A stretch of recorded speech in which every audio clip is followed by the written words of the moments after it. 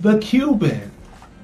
Right? The Cuban stars, the main star in it is Louis Gossett Jr. If you haven't seen our interview with Louis Gossett Jr. that we did at one of the film festivals a few years back, you should definitely go watch that on the Film Review Live channel. Just type in Louis Gossett Jr.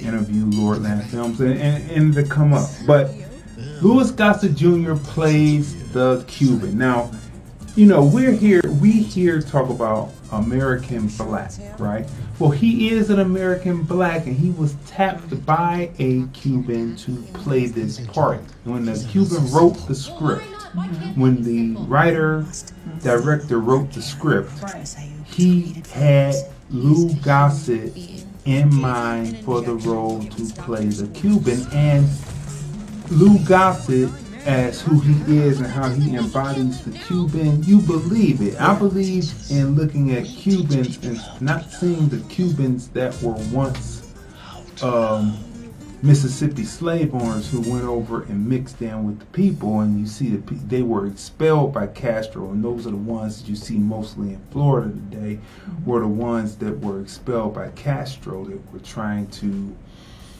you know, when Castro went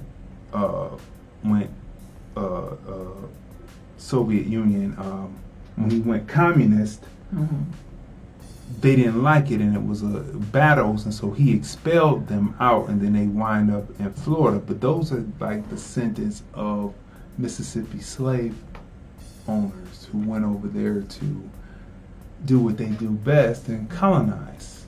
But the revolution happened, and their colonization was over. Right? So that's giving you a brief. Now you have to go research that for yourself, but that's the brief history of what you see. Why, like, a lot of the Cubans vote Republican, even though Carter was the one that opened the door for him. You watch Scarface, you know. But anyway, look. This film is beautiful because he's in a retirement home, close to being sent to palliative care, right? And if anyone knows what palliative care is, you know that when you get to palliative care, you hit that reverse L.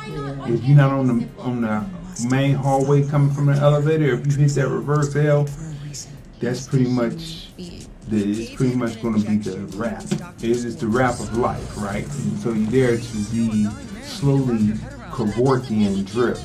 They took what Kevorkian did and put in a drip, and they call it palliative care now. But anyway, long story short, for people who haven't experienced it yet, that's what it is. From one particular hospital we're talking about, right? But in Ohio. That's what it is, right? And so,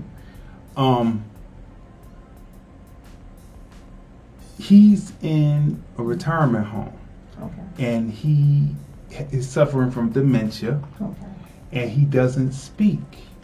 He hardly eats, and he's a real agitated person. Well, a new nursing assistant comes to work there. She is Afghani. She's not Cuban. She's Afghani, but her grandfather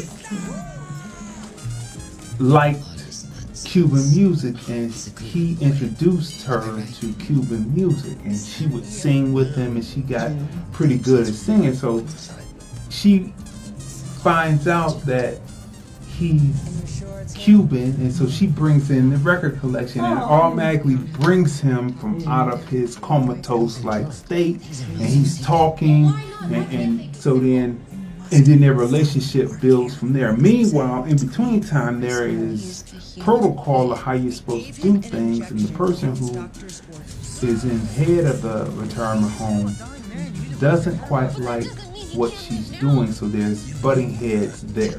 Now, all throughout this film, you think that he has a love affair with a woman who is Cuban, right?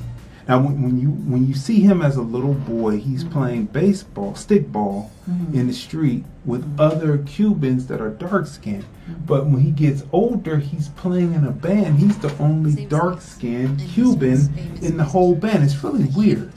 It's really weird if they grew up as childhood friends, but the ones that you saw him playing baseball with were dark-skinned Cubans. right? Just an observation, which is leading into our bigger observation about this film, right?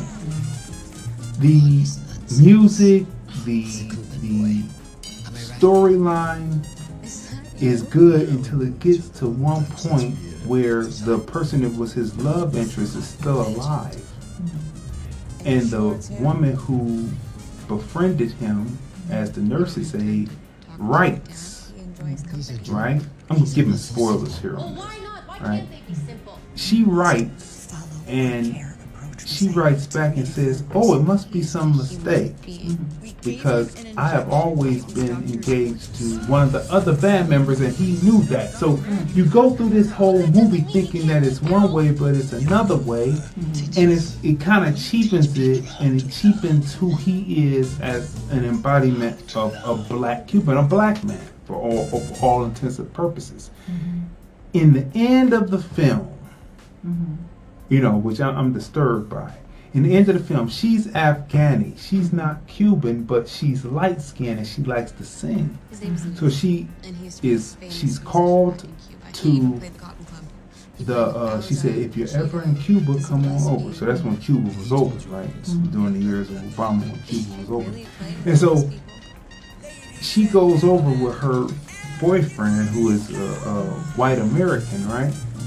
And everybody in there is light skinned, and she fits right in, and they're singing and they're playing, and at the end it's about love, but to me it's about the love of the fair skinned Cuban and how black Cubans are just used as a placement or a placemat, yes, to get you to join people together of like mind, but that's what it's about. So when they say it's about love, I don't too much agree with that part of it in the Cuban. I don't too much agree with that. When you see it, it gives you a feeling like, yo, what's going on with this? Like, yo, on a live interview, on an interview Q&A, Lou Gossett was on there, and he was saying how the African rhythms were very similar to the Cuban rhythms, because the Cuban rhythms come from Africa. So Afro-Cuban is what you were hearing in the movie, and the Cuban, who is a light-skinned Cuban, they were kind of uncomfortable with Louis Gossett saying it. I could just see it because he kept coming back to it and kept referencing it and kept saying that you get who you are from Africa, right? The culture. You get the music and the culture and the drumming and the food. It actually comes from Africa, and then it's a mixed in with whoever colonized you, right? And so that's why I didn't too much care for that in the film, because in the end, it makes the black Cuban look like a fool. What you gotta say? Give me the Louis Gossett Jr. did an excellent job as the Cuban, right? So, of course, starring Louis Gossett Jr., he played Luis Garcia. Anna Golja played Nina. Shava Niger. Also, Sharon Agadoshlu. I apologize for butchering these names. But yeah, so it was a stellar. It's an ensemble cast. Yeah. The acting in it for what they had to work with in the script. Right. That's a 10, right? Right. The cinematography on it, the use of telling the story, you can see the images that they use in telling the story. That's a 10. Right. Character arc. Get at a 10. Character development, introducing the characters to you. That's a 10. The plot line, through line, it's all the way okay until we get to the end, which drops it down. That gives that a 7, right? The locations of where they shot, right? That's a 10, right?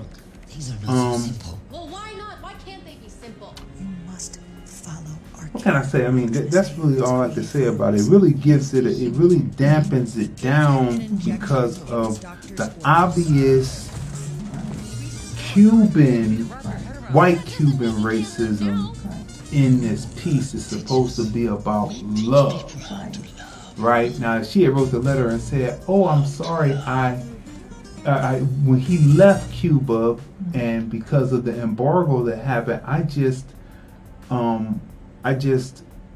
married the other person, but I was deeply in love with him. Thank you for writing." Then that could be understandable, but that right there really dampens the film for me. Well, you know, for me, the bright side, besides Louis Gossip's acting, his acting was superb.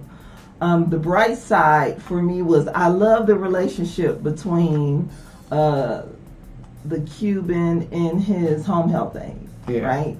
And so, because that's what palliative care is supposed to be and should be, right? And you know, we've experienced it with loved ones, but seeing like the love and the attention that is showered on that patient, because palliative care is the last stop, right? You have different types of palliative care. You have the palliative care facility, and then you have the home health palliative care where they come to your home.